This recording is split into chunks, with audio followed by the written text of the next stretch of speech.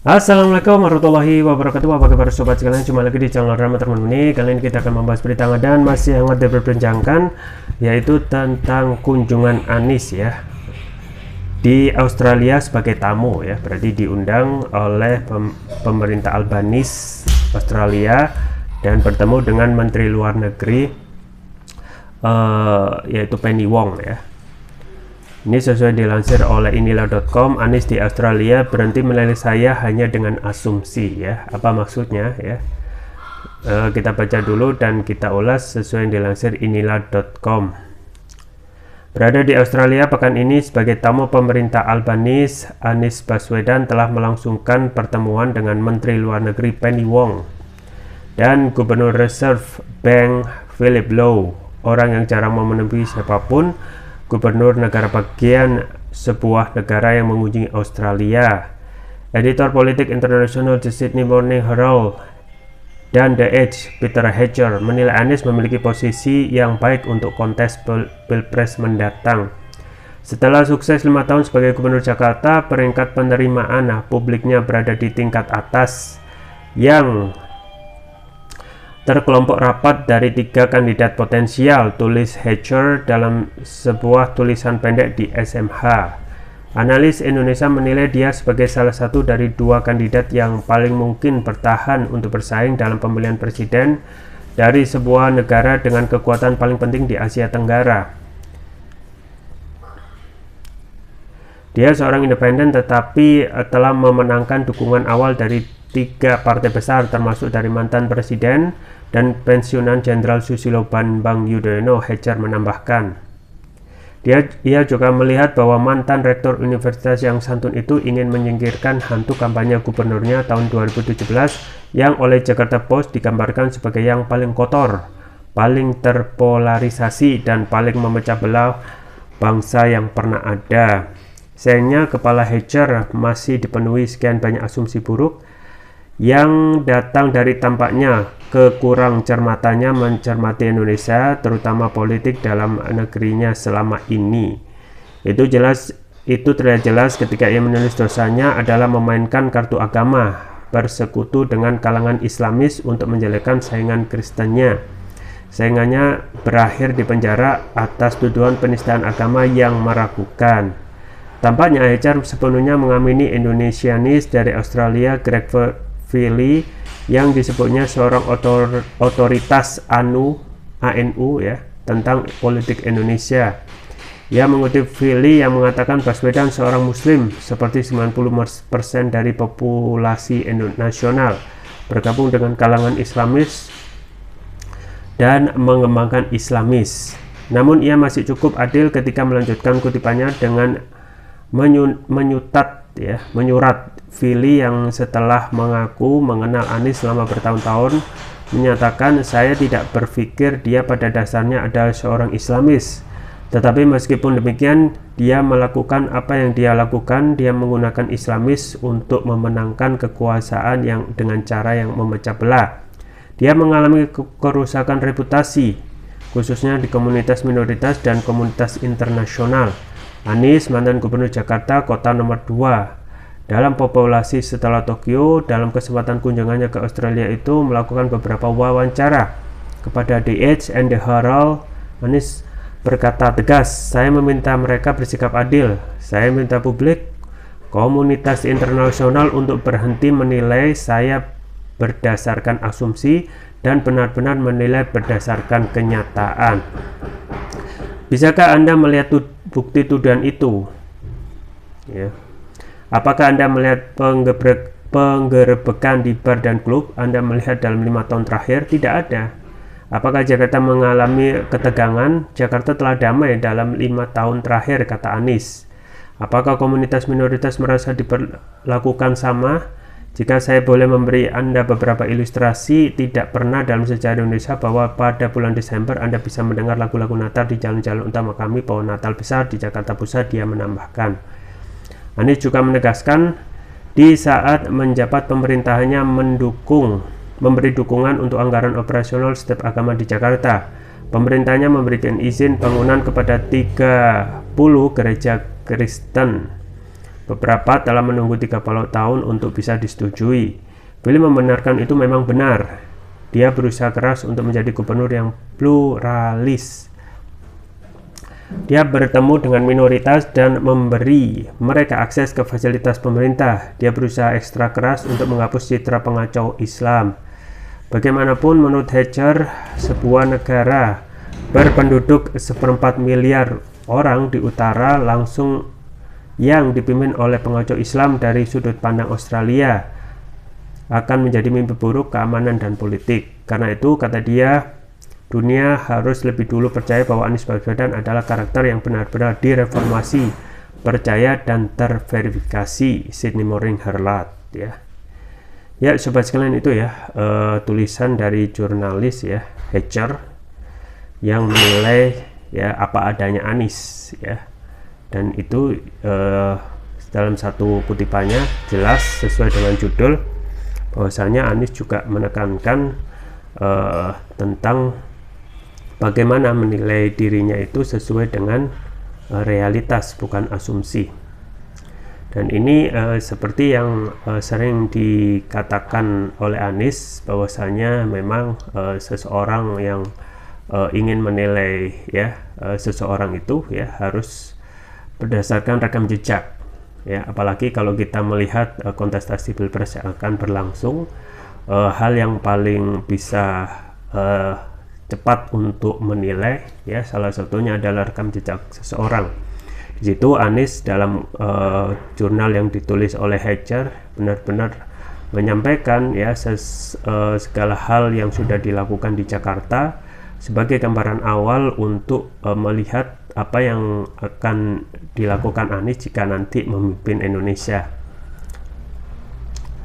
Nah, saat ini memang kalau kita melihat track record Anies ya, rekam jejak Anies di kalangan internasional ya sangatlah baik ya, dengan komunikasi yang intens dan juga baik ya, penguasaan bahasa Inggrisnya baik dan sering tampil di forum internasional, dan ini menjadi hal yang wajar karena kalau kita lihat background pendidikannya yang S2 ya, di S2 dan di Amerika, S3 juga di Amerika mengambil politik ya, maka kebiasaan untuk komunikasi itu akan lancar ketika ya bertemu dengan tokoh-tokoh dunia, termasuk yang barusan disebutkan yaitu ya Philip Lowe ya. Philip Lowe ini orang yang jarang menemui siapapun, gubernur negara bagian ya, artinya memang ada ya nilai plus dari Anies yang coba ingin disampaikan ataupun hal yang berbeda ya, sehingga Philip Lowe ini ya orang yang jarang ketemu juga akhirnya mau untuk bertemu dan bersua dengan Anies. Dan kalau kita melihat rekam jejak Anies di forum internasional ya, ini tentu saja akan menjadi modal bagi Anies ya untuk konsultasi pilpres. Nah memang ya kalau dalam hal geopolitik ya, kalau kita ketahui ya dalam forum internasional termasuk juga geopolitik, tentu saja ini akan menjadi modal bagi Anies untuk sebagai wawasan internasional saja ya. Dan memang tujuan dari presiden yang paling penting adalah mengurusi urusan rakyat ya, dalam hal ekonomi, kemudian kesehatan, pendidikan, lain sebagainya. Dan itu sebenarnya yang sudah tergambar dari sosok Anies yang tidak begitu keras ya. Itu bisa dilihat dari apa yang disampaikan oleh Hatcher dan termasuk juga disampaikan oleh Anies juga. Dalam dia memimpin Jakarta ya, dalam memimpin Jakarta itu adalah gambaran rekam jejak yang bisa menggambarkan Anies yang akan kita lihat ya ke depannya ya. Kalau kita melihat pemerintahan sekarang yang dalam tanda kutip represif ya, bahkan ada juga jurnalis yang menyampaikan bahkan ya pemerintahan sekarang itu lebih represif dari ya era Orde Baru gitu ya, saking parahnya yang awalnya kita lihat presiden saat ini, yaitu Presiden Jokowi, yang awalnya memang terlihat lugu, tetapi pada saat ya penerapan yang namanya kebebasan untuk berbicara itu terkesan direpresif ya. Bagaimana banyak aktivis itu ya dicokok dengan pasal 14-15 ujaran kebohongan yang bermotif sara ya, Undang-Undang Nomor 1 Tahun 1946 yang tidak pernah dipakai oleh pemerintah sebelumnya. Pemerintah SBY tidak pernah gitu ya, dan seakan-akan mencari-cari kesalahan. Pun juga untuk pasal 28 ayat 2 tentang ujaran kebencian yang bermotif sara yang sering juga dipakai untuk menjerat para aktivis ya dan para ulama. Habib Rizik ya, kemudian Habib Bahar Smith ya, dan juga pembubaran ormas Islam ya, FPI, HTI tanpa due process of law ya.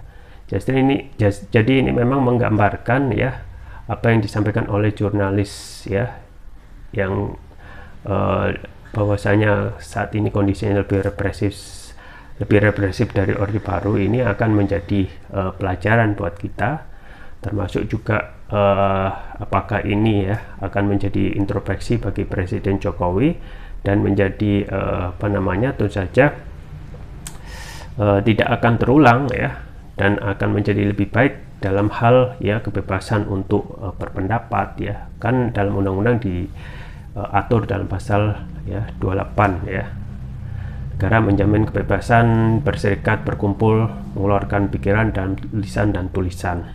Nah, apa yang disampaikan oleh Anies ini adalah ya bukan main-main, karena ini yang akan kurang lebih ya dijalankan dan standarnya seorang pejabat publik ya, melaksanakan apa yang sudah ada aturannya dalam konstitusi ya, termasuk juga jangan lupa ya mengurusi urusan rakyat dengan cara yang arif dan bijaksana ya.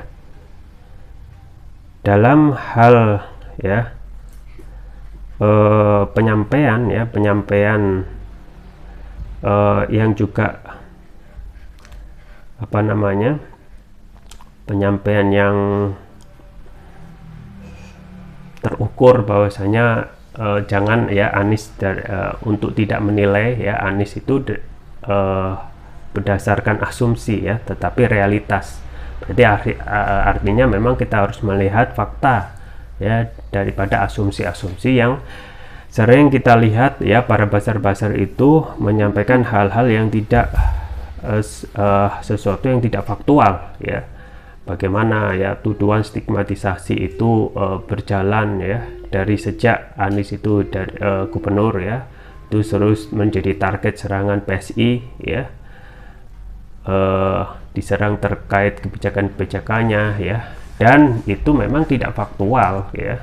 Kenapa?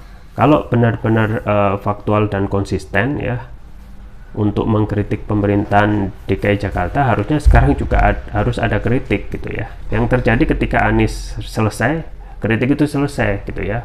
Bagaimana untuk gubernur sekarang ya? Berarti memang ada ya motif sentimen ya dalam tanda kutip daripada narasi yang sesuai dengan fakta realitas yang jujur. Nah, ini juga yang ingin disampaikan oleh Anies ya. Ya, bahwasanya ini coba untuk menyampaikan hal yang rasional dari hal tuduhan-tuduhan ya, stigmatisasi ya, sebagai bapak politik identitas ya. Tapi sayangnya Anies dengan calm, cool and confident, memang hal yang paling baik untuk menanggapi isu miring tersebut memang dibalas dengan ya narasi yang baik juga gitu ya, bahwasanya tetap Anies itu melakukan safari dan coba menebarkan sinyal-sinyal positif kepada masyarakat pendukung dan para simpatisan, termasuk juga relawan. Dan itu juga yang coba disampaikan, bahwasanya selama ya memimpin di Jakarta, kita bisa melihat ya keamanan gitu ya, ketertiban dan terutama juga kenyamanan masyarakat Jakarta pada waktu itu, yang kurang lebih itu menggambarkan ya pemerintahan Anies di Jakarta, dan sekaligus memberikan bantahan bahwasanya sesuai yang dituduhkan ya, bahwasanya ada Anies itu ya memerintah dengan tidak baik selama menjadi gubernur DKI Jakarta, termasuk juga pandangan dari luar yang menilai hal yang tidak baik tersebut. Nah, itu disampaikan dengan Anies, dan memang yang paling mudah untuk menyampaikan hal itu adalah realitas yang ada, yaitu rekam jejak yang sudah terekam, berbeda dengan visi misi yang kadang belum ada dan itu sifatnya future dan bisa ditulis dan dikarang. Dan kenyataannya sama seperti janji-janji politik para politisi ketika awal-awal memerintah atau awal-awal dalam kampanye politik, yang rata-rata kenyataannya bisa saja zong gitu. Ya, itu saja ya sobat sekalian terkait kunjungan Anies yang makin kesini makin menunjukkan Anies itu lebih mempunyai kapasitas untuk melakukan menunjukkan kapasitas yang mumpuni dalam berbagai hal ya, termasuk untuk melakukan komunikasi ya dan komunikasi publik dalam lingkaran geopolitik internasional. Itu saja yang bisa saya sampaikan, semoga bermanfaat. Jangan lupa like, share, dan subscribe. Sampai jumpa lagi. Wassalamualaikum warahmatullahi wabarakatuh.